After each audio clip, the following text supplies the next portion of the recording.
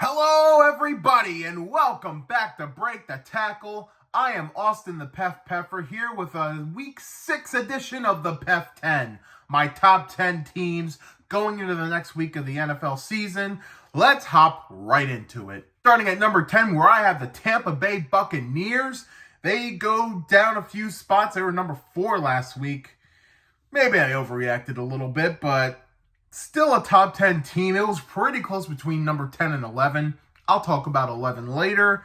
I think this Bucs team's still really good, but the injuries on defense are starting to catch up to them because their defense kind of let them down this past Thursday game. But I'm still liking what I'm seeing from this Bucs offense, and I think they will be a very competitive team. Give me the Buccaneers at 10. Coming in at number 9 are the Buffalo Bills. Man, they may have a problem at head coach right now. Sean McDermott cost them that game. There's no other way to put it, man. There's no excuse for that. You just run the ball. You force Houston to take their timeouts and maybe take it to overtime. Being that far back, there's just some risks you don't take, and that was a dumb risk to take, especially with Josh Allen being banged up. Like, come on. But I digress.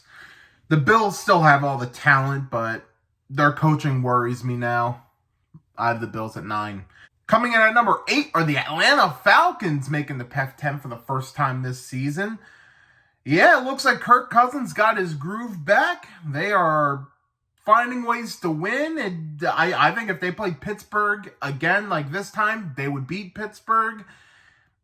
They almost beat Kansas City. Just a few dumb calls on their part and, that one ref call. I digress again.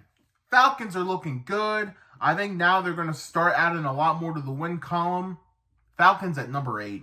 At number 7, I have the Green Bay Packers making their way back into PEF 10. Yeah, I think they kind of got their mojo back too. Jordan Love gets his first win on the year. Gotta feel good about the Packers right now. I think that whole NFC North is looking really good. Best division in football, in my opinion. All around, man, that's a great division, and the Packers are looking good, man. Keep it up, Green Bay. Number 7. At number 6, I have the Houston Texans moving up a couple spots from last week. They get the win over the Bills. You could argue the Bills short-circuited there with coaching, but hey, they got the job done. They did what they needed to do. They looked a little more coherent this week. So Texans are back to being one of the best teams in the league, in my opinion, and I got them at 6. We're halfway through. It's time to give props to teams who couldn't make this list, but, they got some wins, and I wanted to shout them out. Arizona Cardinals get the big win over the 49ers, knocking them out of the PEF 10. Big win. I thought they were going to make that game close. Didn't expect them to win, but hey, they got the win, and the NFC West is looking kind of interesting right now. Not the best in terms of winning percentage, but it's definitely interesting. The Jacksonville Jaguars, you got your first win. It's about time. Those throwbacks are beautiful. They should be your regular uniforms, but I digress. Gotta shout them out. Every team in this league now has a win, so congratulations, every team.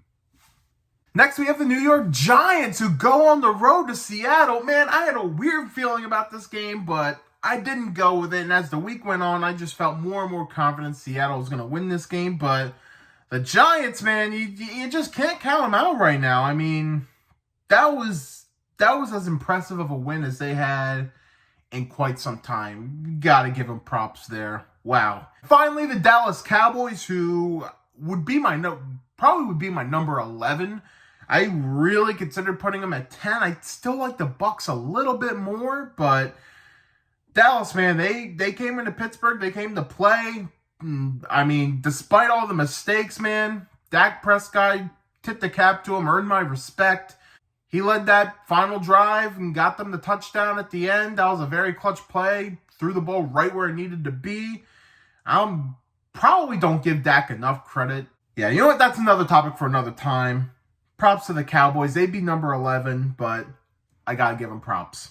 All right, we're back with the PEF 10, and we're in the top 5 of the PEF 10. Starting at number 5, making their way up again are the Washington Commanders.